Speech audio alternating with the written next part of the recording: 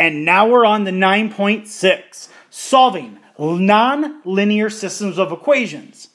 Now we've actually talked about this a little in the past, but what are we going to learn? You're going to learn how to solve systems of nonlinear equations by graphing and algebraically and approximating the solutions. So solving nonlinear systems by graphing. This method for solving systems of linear equations can also be used to solve systems of nonlinear equations. So remember, you've solved systems by graphing, addition method, and substitution. These all work with this as well. It's harder, but it works. A system of nonlinear equations is a system in which at least one of the equations is not a linear equation. So when a nonlinear system consists of a linear equation and a quadratic equation, the graphs can intersect in 0, 1, or 2 points, which means it has 0, 1, or 2 solutions. If they don't cross, no solutions. If they cross once, 1 solution. If they cross twice, 2 solutions. All right, example 1. Solve the system. Here are the 2 equations. Guess what you're going to do first? You punch them on Desmos or a graphing calculator. We don't need to spend the extra time graphing them anymore because you know how to do it. So bam, we're going to graph it, and voila, there's your graph. It crosses once. You're going to somehow on your, however you do it, find where it crosses, and you found your answer. The solution is -1, -4. Done. Example 2. You can use the same procedures before to do them like we've done in the past. So I could solve this by substitution. I'm going to take what y equals and plug it into the first equation. -2x plus 3 equals x squared plus x minus 1. I'm going to get everything equal to 0. So I add the 2x and subtract the 3. So that'd be 3x, and subtract 3, that'd be -4. I can use however you want to solve it. Completely up to you. Quadratic formula, completing the square, but I'm going to try to factor it. X minus x plus, that'd be 4 and 1, that would work. 4 and 1, that gives me x equals 1, and x equals -4. But here's the trick. That means I have 2 ordered pairs. The x values for both are 1 and -4. Plug it in. I don't care which equation you plug it into. The linear equation is by far easier. That gives you -2 plus 3, which is 1.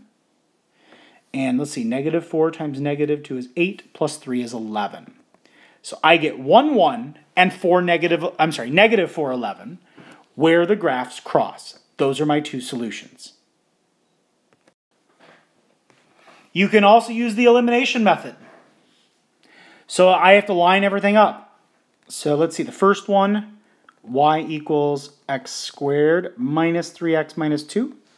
And y equals -3x minus 8. There's no x squared term. So they don't cancel, so I'm going to multiply the bottom one by a negative. So that changes all those. And now I combine them. 0 equals x squared. Those cancel, plus 6. Oh, hey, look, I can solve with square root property. -6 equals x squared. I take the square root. Doesn't work. Square root of negative. Therefore, there are solutions. You can't just say no solution. No real solutions. So I get no real solutions for this answer. Now in this example, you don't have a linear equation. You have an exponential equation and you have a quadratic equation. I would just round them. Honestly, you don't know how to do this by substitution or algebraically in any way. So you graph it. That's all you do. Use Desmos or use the intersect button on your calculator to figure it out. As you can see here, it's going to be like a decimal. So if you actually figure it out and use Desmos or graphing calculator, you're going to get an approximate answer of 1.194 as x and 3.713 as y. And our last example. Graph this equation. Once again, just set them equal, like you graph this one. Y equals this, and y equals, I don't know what I just did. There we go. Y equals that. Graph each of them. If you graph them, you're going to get some weird thing that looks like this. All you do, you know it crosses twice. Use Desmos or the intersect feature on your graphing calculator, and you're going to get your answer. 1 point of intersection is that.